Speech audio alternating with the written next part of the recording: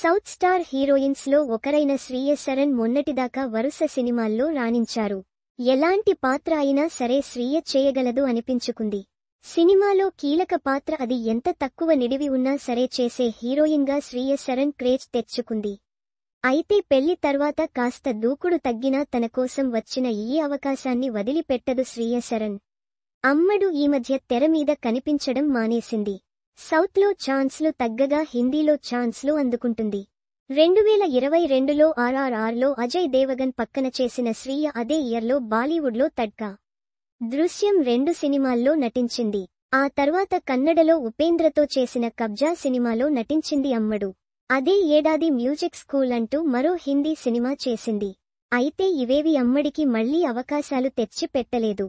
అయితే రీసెంట్గా సూర్య రెట్రో సినిమాలో స్పెషల్ అపియరెన్స్ ఇచ్చింది శ్రీయ శరణ్. అది కూడా అంత క్లిక్ అవ్వలేదు. అయితే శ్రీయ శరణ్ తాజాగా తేజ సజ్జా చేస్తున్న మిరాయ్ సినిమాలో సర్ప్రైజ్ చేయనుందని తెలుస్తుంది.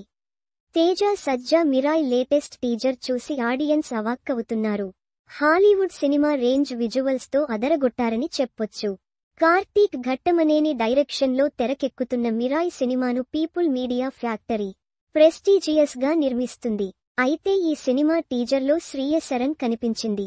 టీజర్లో ఆమెను ఉంచారంటే ఖచ్చితంగా ఆమెది ఇంపార్టెంట్ రోల్ అనే తెలుస్తుంది. తేజ సజ్జా లీడ్ రోల్లో నటిస్తున్న ఈ సినిమాలో మంచు మనోజ్ ప్రతినాయకుడి పాత్రలో నటిస్తున్నారు. టీజర్లో విజువల్స్ అదుర్స్ అనిపించగా సినిమా సంథింగ్ స్పెషల్ అనిపించేలా ఉందనిపిస్తుంది. హనుమాన్ సినిమా తర్వాత తేజ సజ్జా పాన్ ఇండియా లెవెల్లో చేయబోతున్న సినిమా మిరాయ్.